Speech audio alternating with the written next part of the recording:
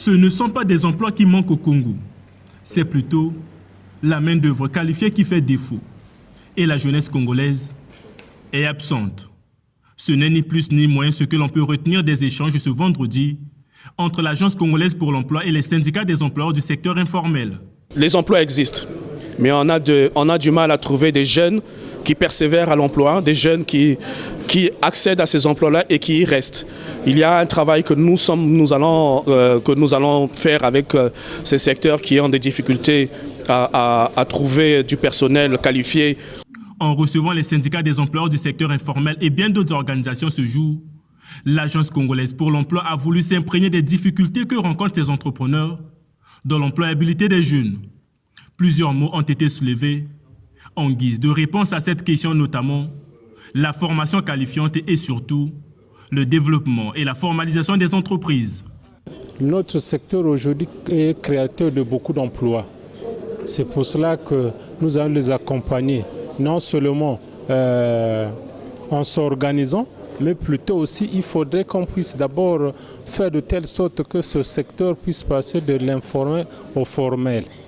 Dans le contexte qui est le nôtre, il y a lieu de mettre un accent tout particulier sur le développement des activités des entreprises qui va entraîner justement l'insertion des jeunes.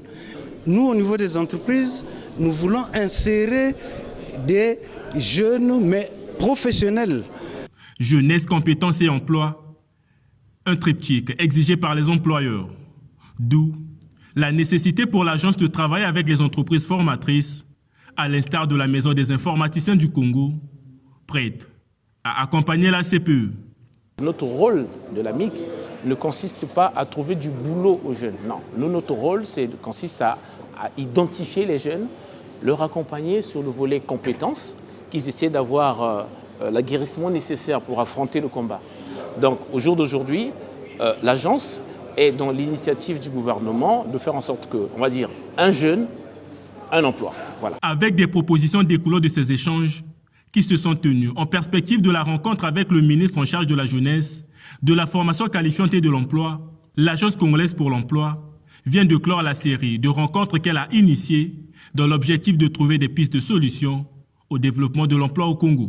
Maintenant, nous avons suffisamment de matière pour pouvoir faire un rapport à notre ministre des tutelles pour la réunion qu'il entend faire avec les employeurs. Nous allons travailler un peu plus sur les propositions qui ont été faites.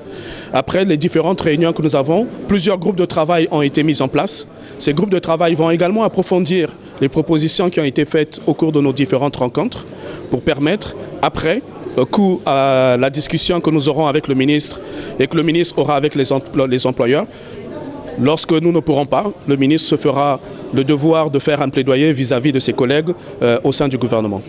Aujourd'hui, près de 80 000 demandeurs d'emploi sont enregistrés à la CPE, selon son directeur général. Un fichier qui devrait subir un toilettage pour dissocier les vrais demandeurs d'emploi et ceux qui ne sont enregistrés que pour des formalités administratives.